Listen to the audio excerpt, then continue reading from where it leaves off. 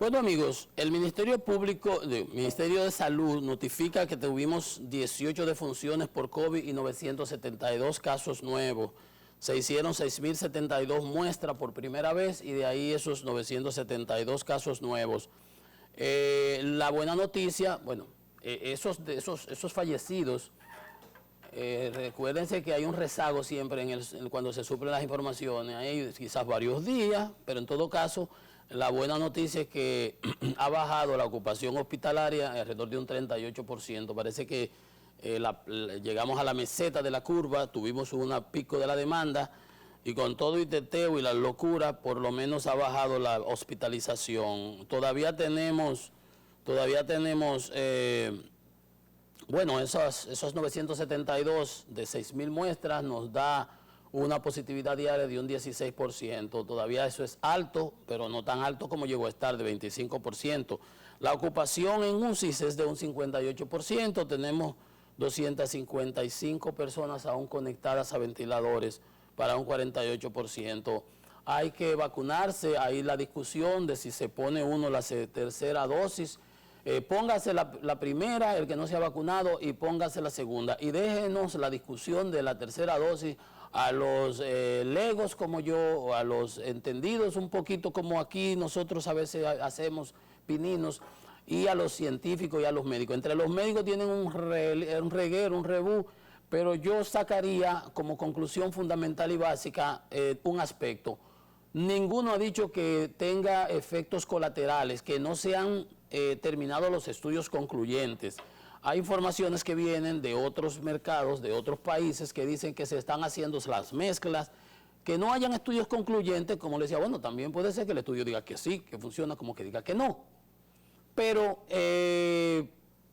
vamos a tomarle la palabra a las autoridades. Hay muchos médicos locales que la están recomendando, la tercera dosis. Vamos a tratar de seguir sus recomendaciones, pero de todas maneras lo fundamental es que nos acabemos de vacunar, por lo menos con cualquiera de las vacunas, la primera y la segunda dosis. La primera y la segunda dosis. Vamos arriba. Miren, un gran estudio, un interesante, bueno, un estudio, no, unas opiniones de un infectólogo colombiano.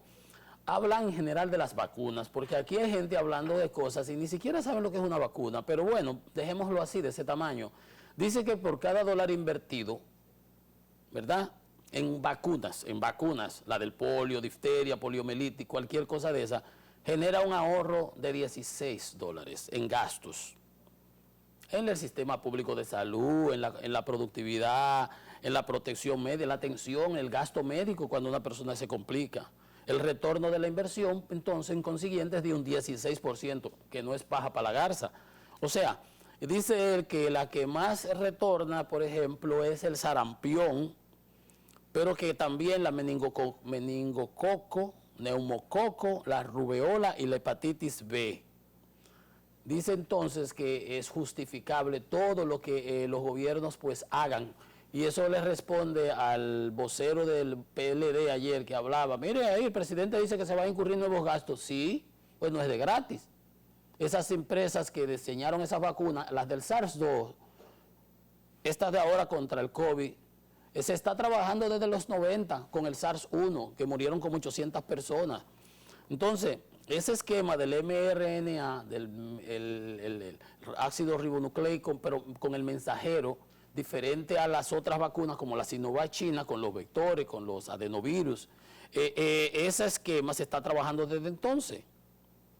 Entonces, él recomienda que para el 2040, si se siguen aplicando los tratamientos y las vacunas como el polio, y etcétera, porque no habla del COVID en general, dice América Latina habrá ahorrado $13.000 millones.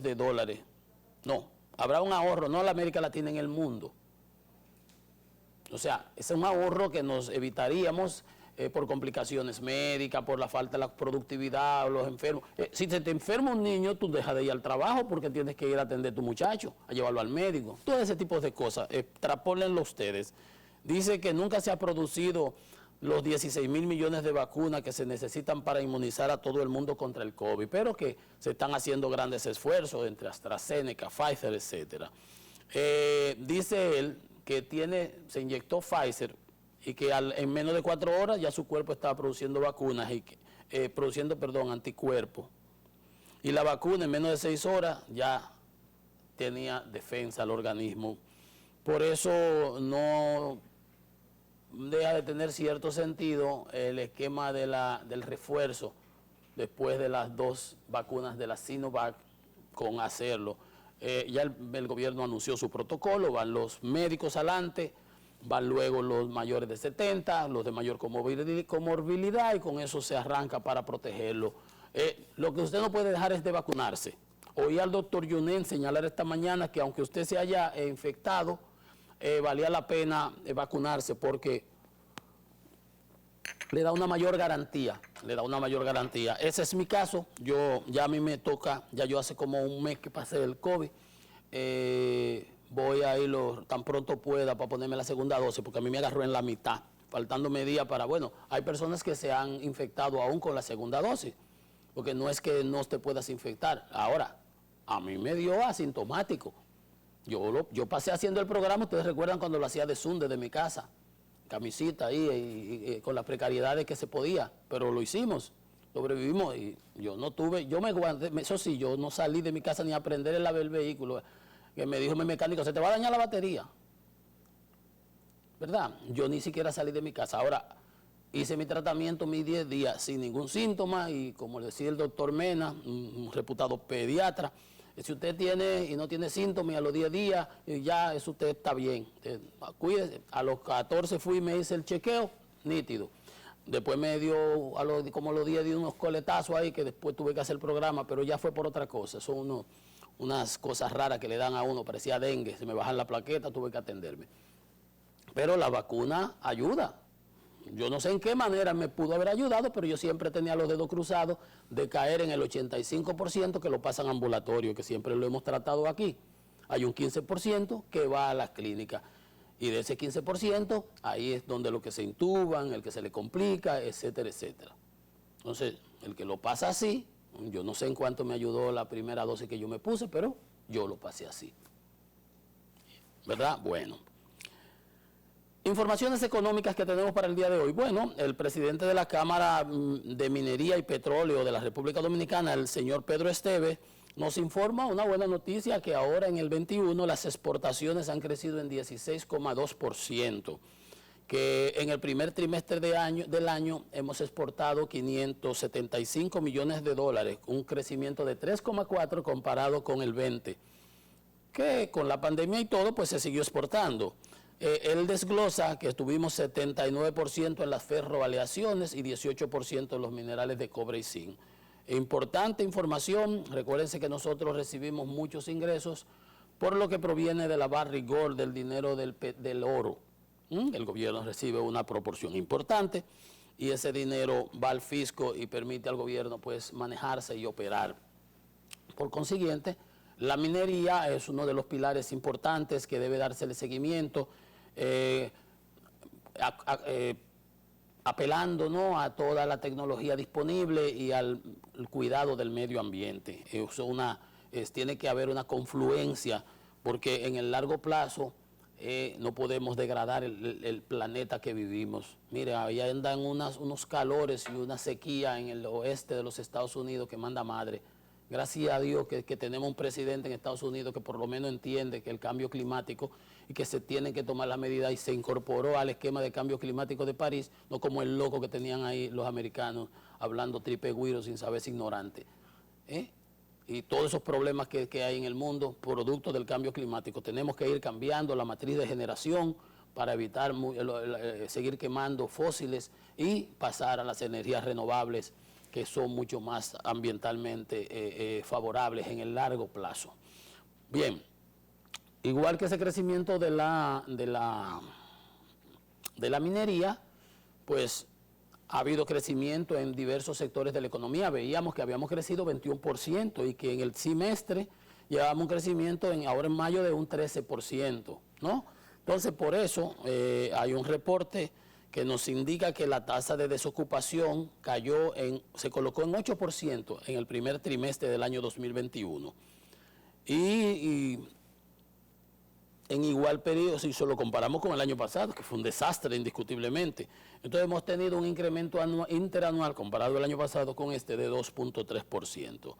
Una reducción de 192 personas que de enero a marzo que han encontrado empleo, que se han podido incorporarse en las actividades productivas. Dice que la disminución del empleo se dio en las mujeres con 7.8 y en los hombres 1.7. Importante eso. Dice, los trabajadores por cuenta propia fueron los que registraron el mayor aumento, o sea, la gente con la apertura, con el movimiento económico, el que se la busca de manera independiente, ha podido pues salir a operar y eso es importante. Entonces, los trabajadores de cuenta propia aumentaron en 100.586 nuevos empleos.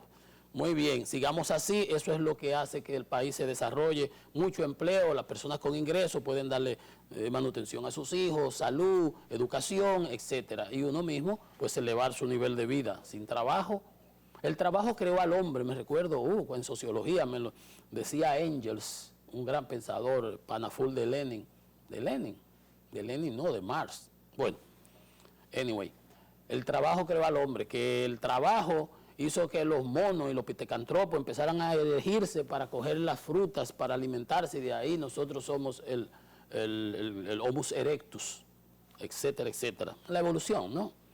Bueno, por otro lado, el Fondo Monetario está aquí con el artículo 4, revisión de nuestra economía, y estuvo en el Banco Central, y nos da una información importante que dice que la inflación dominicana, ellos entienden, igual que lo plantea el Banco Central, hablan el mismo idioma, que va a mantenerse en los rangos establecidos de 4,5% este año, que las políticas que se aplicaron ayudaron a amortiguar los efectos, por supuesto, esos 215.000 millones de liquidez, por eso la economía está disparándose y creciendo bastante, y solventamos la pandemia, el 2020, entonces que la inflación se mantiene anclada y que llegaremos, porque es una inflación con aspectos transitorios, que vamos a cerrar el año en el rango establecido de los 4.5%. Vamos a ver, la anualizada de este año iba por 10.48, en el trimestre estamos en 3.36. Significa que tenemos que crecer en este semestre que falta. En el semestre estamos en 3.36. En este otro semestre, en la segunda mitad del año, tendríamos que crecer en la diferencia, un 1% aproximadamente. Vamos a ver, ojalá.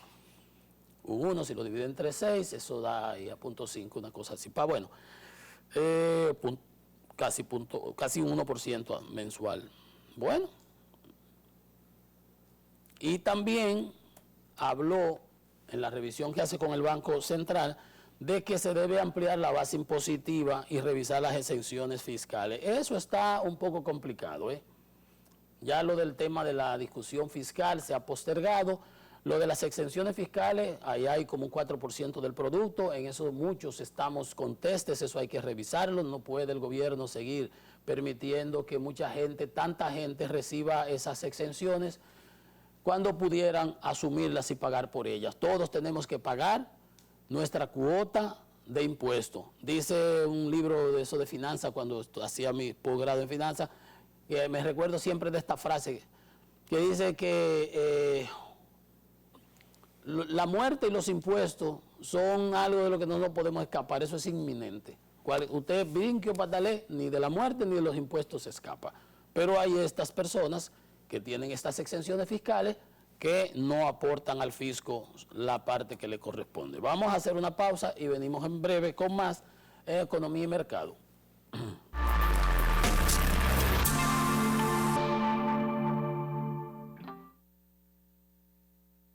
Hola, hoy voy a explicarte algunos derechos que te corresponden como usuario financiero.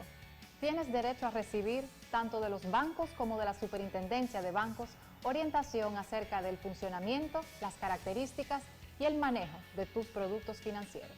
Tienes derecho a reclamar. Si sientes que tus derechos han sido vulnerados, puedes exigir que sean respetados presentando tus quejas, denuncias o reclamaciones de forma totalmente gratuita.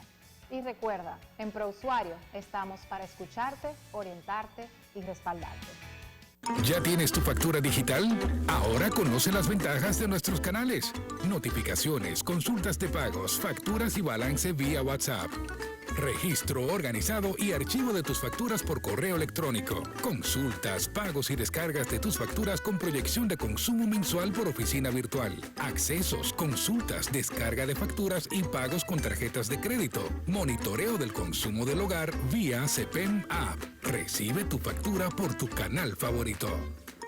CEPEM, Consorcio Energético Punta Cana Macao. CEP, Compañía de Electricidad de Valladolid y Activa. En Banreservas apoyamos la voluntad de quienes generan cambios para escribir nuevas historias. Por eso en 1979 nace el voluntariado Banreservas, que realiza acciones de sostenibilidad y solidaridad que mejoran la calidad de vida de miles de familias vulnerables, llevándoles dignidad y esperanza. Banreservas, 80 años siendo el banco de todos los dominicanos.